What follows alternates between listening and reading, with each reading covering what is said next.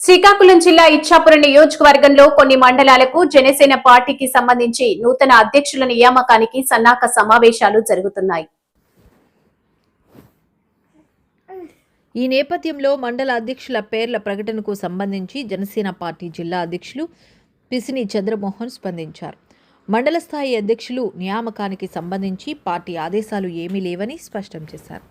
ఇచ్చాపురం నియోజకవర్గంలో నూతన కమిటీల ఏర్పాటు జరుగుతున్న విషయం తన దృష్టికి వచ్చిందని, ఆ కమిటీల నియామకం చెల్లుబాటు కాదని వెల్లడించారు.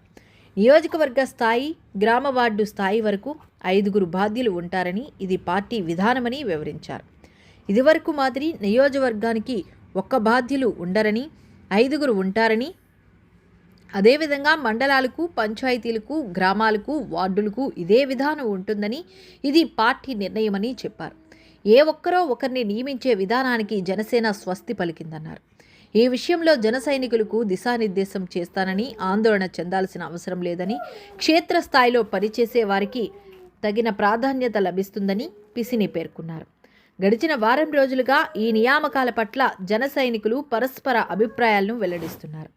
తమకు అన్యాయం జరిగిందని ఒక వర్గానికి చెందిన వాళ్ళు ఆరోపిస్తుంటే, తామే ఈ నియోజకవర్గానికి సుప్రీం అంటూ జిల్లా అధ్యక్షులు పిసిని కానీ, వేరే వాళ్ళు కానీ మమ్మల్ని ఏమీ చేయలేరు అంటూ మరో వర్గం సవాలు విసురుతుంది. ఈ పరిస్థితుల్లో గాజు గ్లాస్ ఎటువంటి పరిస్థితులను ఎదుర్కొంటుందో చూడాలి.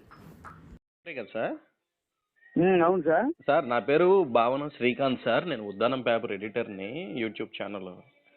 ఏమీ లేదు సార్, అంటే ఒక చిన్న ప్రశ్న సార్ మీకు పార్టీ పరంగా.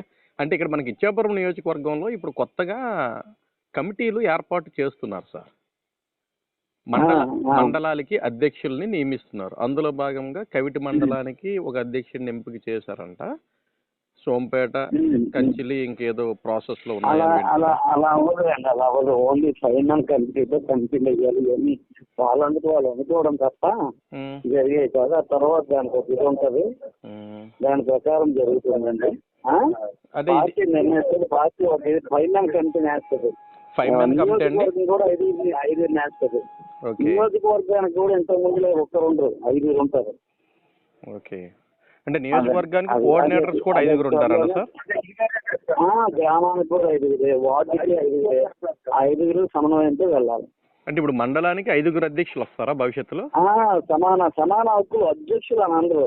ఓకే, మండల టీం అని అంటాం, వాళ్ళకి ఏదో ఒకటి చేస్తారు, అధ్యక్షులు అని అంటారా లేదా ఏదైనా పెడతారు. 5 men కమిటీ అంతే. ఓకే, 5 అంటే ప్రతి మండలం కూడా 5 men కమిటీ అనేది పార్టీ ప్రతిపాదన. ప్రతి నియోజకవర్గంతో పాటు 5 men కమిటీ. ఓకే, నియోజకవర్గానికి 5 men వస్తారు, మండలానికి 5 men వస్తారు, పంచాయతీకి 5 men వస్తారు, విలేజ్కి 5 men వస్తారు. అంతేనా సార్? అది